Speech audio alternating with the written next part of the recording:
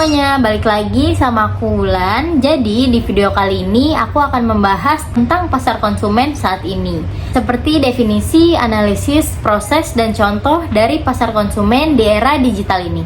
Nah, untuk definisi dari pasar konsumen tersendiri, jadi definisi dari pasar konsumen ini merupakan individu ataupun rumah tangga yang membeli atau mendapatkan barang dan layanan jasa untuk mereka konsumsi sendiri ataupun pribadi. Nah, pasar konsumen ini juga merupakan tempat terjadinya transaksi jual beli antara produsen dan konsumen, tujuannya untuk memuaskan kebutuhan dan keinginan konsumen. Nah, pasar konsumen ini juga dikenal sebagai B2C ataupun business to customer. Jadi, transaksi yang dilakukan oleh pasar konsumen ini yaitu merupakan transaksi yang digunakan sendiri untuk anggota keluarga mereka, jadi tidak untuk diperjualkan kembali kepada orang lain.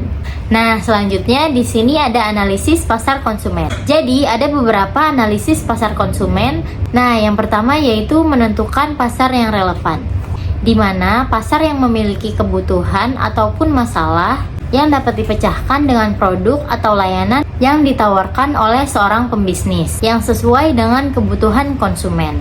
Nah, yang kedua di sini ada analisis permintaan primer, seperti mengumpulkan data dan informasi mengenai preferensi perilaku konsumen akan suatu produk, baik barang ataupun jasa, melalui suatu penelitian primer. Nah, analisis permintaan primer ini juga sangat berguna untuk perusahaan untuk memahami kebutuhan dan preferensi pelanggan serta mengembangkan strategi pemasaran yang tepat.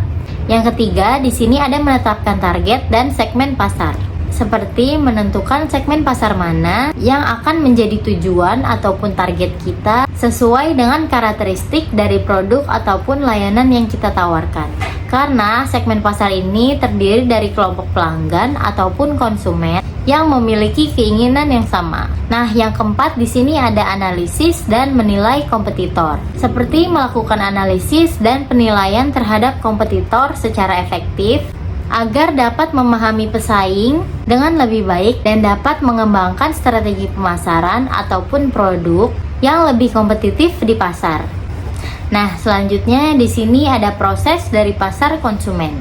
Jadi, proses dari konsumen ini merupakan suatu langkah dari individu ataupun rumah tangga dalam mengambil keputusan pembelian produk ataupun layanan. Nah, proses yang pertama yaitu ada pengenalan masalah ataupun kebutuhan, yaitu ketika konsumen menyadari adanya masalah ataupun kebutuhan yang belum terpenuhi, bisa berupa kebutuhan dasar seperti makanan. Yang kedua di sini ada pencarian informasi. Nah, setelah mengidentifikasi masalah ataupun kebutuhan, konsumen mulai mencari informasi tentang produk ataupun layanan yang mereka perlukan, seperti mencari di online, bertanya ke teman, ataupun langsung membelinya ke supermarket terdekat. Nah, selanjutnya di sini ada evaluasi alternatif, yaitu seperti mempertimbangkan beberapa alternatif yang mungkin memenuhi kebutuhan, seperti dengan membandingkan produk, merek, ataupun harga untuk menentukan mana yang paling worth it untuk mereka beli.